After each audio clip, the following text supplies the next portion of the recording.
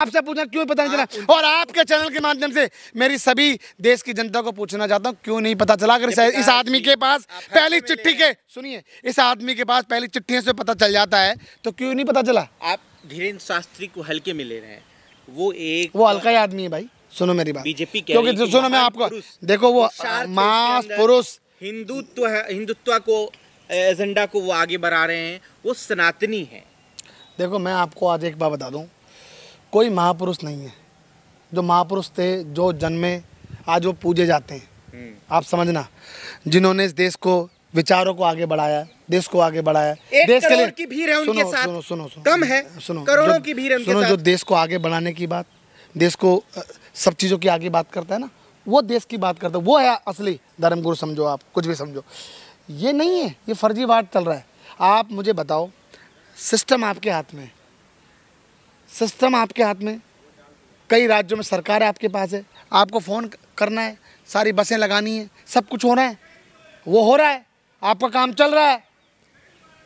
अरे आप जिस रास्ते से गुजर रहे हो वो रोड भी फूटे हुए, उनकी तो बात करो। तमाम तरीके की चीज़ें चाहते हिंदू राष्ट्र बने। देखिए मैं आज हाँ या ना में मैं बता देता हूँ।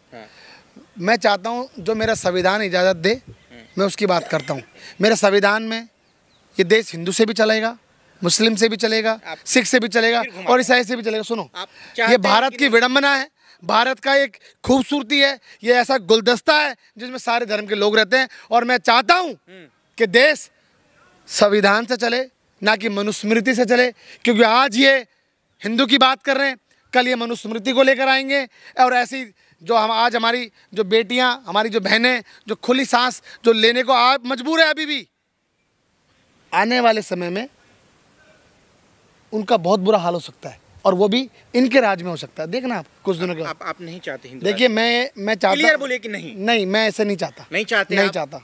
मैं इसलिए चाहता हूँ, सुनिए, मैं ये चाहता हूँ कि मेरा देश संविधान से चला है, संविधान से चलेगा, और मेरा देश में जो शिक्षा पे बात होनी चाहिए उस पे बात होनी। पहले सुनो, पुलिस उनके पीछे लगी हुई है। आप कह रहे हैं कि कानून व्यवस्था उनके चक्कर में बर्बाद हो गया, दिल्ली में बम विस्फोट कांड हो गया। हाँ। क्या वो धीरेन्द्र शास्त्री की वजह से ऐसा हुआ? देखो मैं आपको बता दूं, कहीं ना कहीं बहुत सारी चीज़ें आप उनमें ये भी समझ लीजिए। आप ये जो बम कांड हुआ है, ये सरकारों की विफलता समझ लीजिए, ये दिल्ली सरकार की विफलता समझ लीजिए, और जो जांच एजेंसी है ये उसकी विफलता समझ लीजिए कि बम होने के बाद वो जागे, बम होने के बाद वो जागे।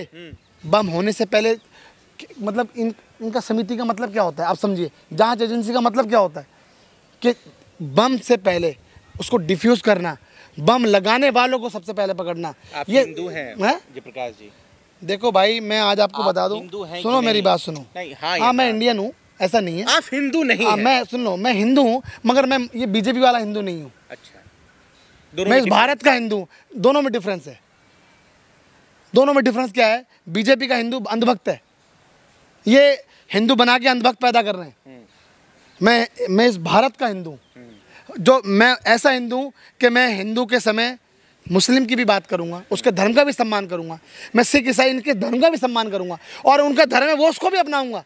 ये मेरी ये वो हिंदू वाला मतलब धीरेन्द्र शास्त्री की नज़र में आप घुसपैठियाँ हैं? देखिए मैं आज आपको बता रहा हूँ, घुसपैठिए जो लोग ऐसे बातें जो करते, मैं आपको बता दूँ, सुनो, अगर घुसपैठियाँ इनको अगर समझना चाहिए तो वो घुसपैठिए जो आके बम कांड कर जाता है, जो सीमाएं इनके सब इनके हाथ में, अगर वो आ रहा है तो वो घुसपैठिया है, और वो घुसपैठिया लाने वाले और उसको अंदर लाने वाले कौन है? ये सरकार है। तो सरकार घुसपैठिया है ना, सरकार किसके साथ है ये सरकार को समझना है।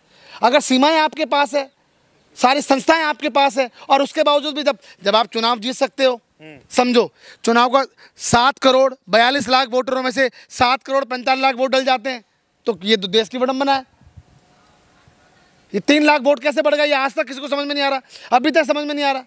तो ये बीजेपी जो कर रही है, ये आज समझना पड़ेगा, और ये देश को समझना पड़ेगा कि बीजेपी किस मोड़ पे लेके जा रही है जनता को, और जिस पे जो देश को प्रगति होती थी, चाहे शिक्षा की बात हो, रोजगार की, डेवलपमेंट की और स्वास्थ्य सेवाओं की, आज वो कोई बात नहीं हो रही। और आज अगर बात हो रही है, एक ही मुद्दा है सिर्फ, जो कि हर चैनल वाला चाहता है कि सारे काम छोड़ दो और हिंदू मुस्लिम लगे रहो, धर्म की बात करो, और देश इनसे नहीं होगा। देश इन चीज़ों से करके देश पीछे कमज़ोर होगा, पीछे रहेगा।